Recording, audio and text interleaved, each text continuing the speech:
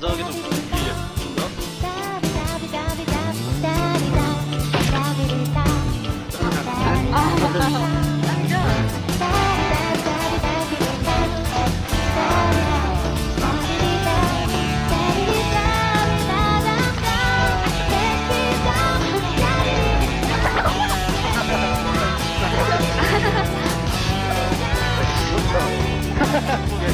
다정하게 득점을 쳐주시겠어요?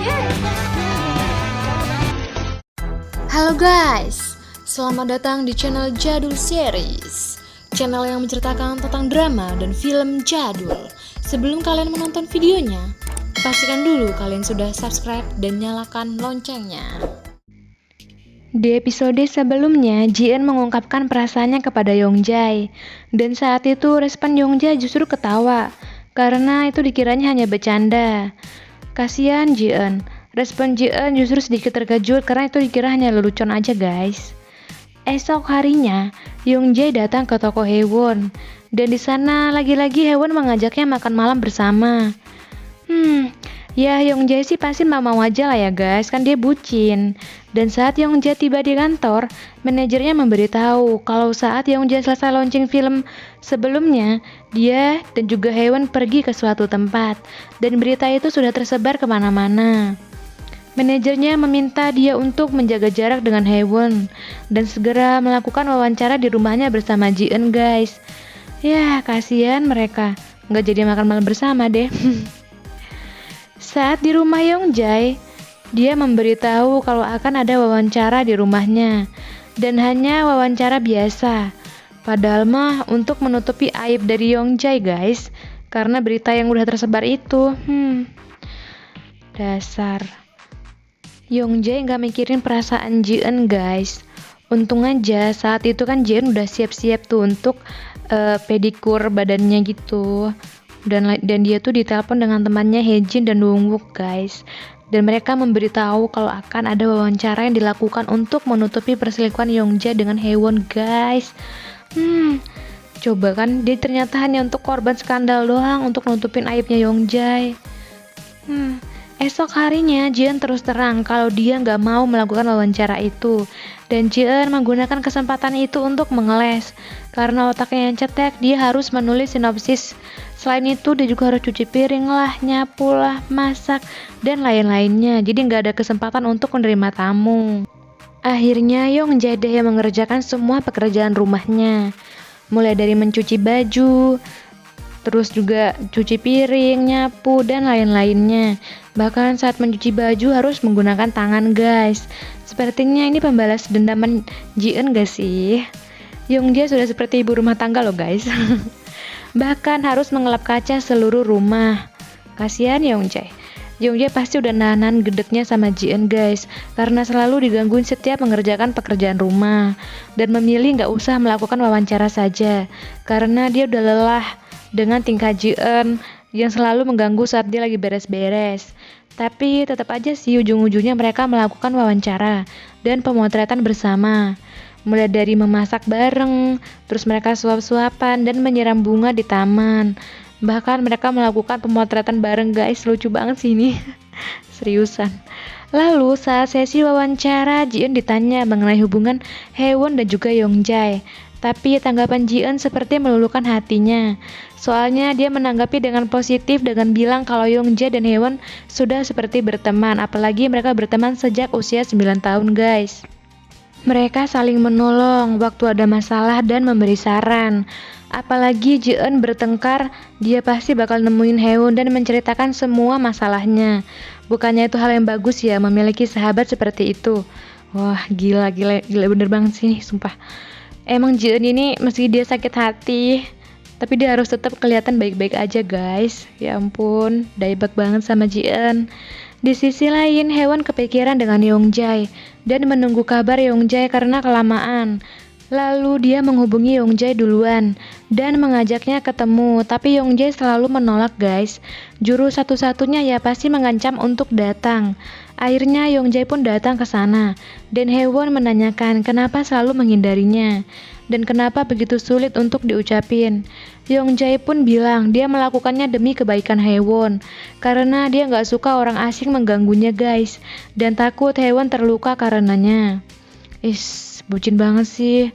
Ternyata yang ada di pikiran Yongjae itu cuman Haewon doang guys. Saat itu tiba-tiba saja Haewon bilang dia akan melepaskan Minhyuk. Apakah kamu mau datang kepadaku? Yongjae yang mendengar itu sih kaget guys. Tapi tiba-tiba dia bilang kalau itu hanya bercanda doang. Dasar nenek lampir. Mau dua-duanya dimilikin loh. Esok harinya Ji-eun datang ketemu Minhyuk untuk menunjukkan naskah mingguannya. Dan seperti biasa naskahnya mulai sedikit meningkat. Ji-eun ditanya Minhyuk apa yang akan dia lakukan setelah ini, dan Ji-eun bilang kalau dia akan menonton film Yongjae karena dia sebelumnya belum menonton film tersebut guys. Lalu Minhyuk pun mengajaknya bareng guys untuk pergi nonton lagi. Dan saat di bioskop Ji-eun ketemu dengan Haejin dan juga Donwook di sana. Ji-eun merasa nggak enak karena mereka mengira Minhyuk menyukai Ji-eun. Namun Minhyuk yang mendengar itu malah membenarkan perkataan tersebut guys, dan dia bilang kalau dia memang menyukai Ji-eun. Apalagi Minhyuk merupakan orang yang sibuk guys dan selalu meluangkan waktunya untuk Ji-eun. Ji-eun udah sih sama dia aja kenapa?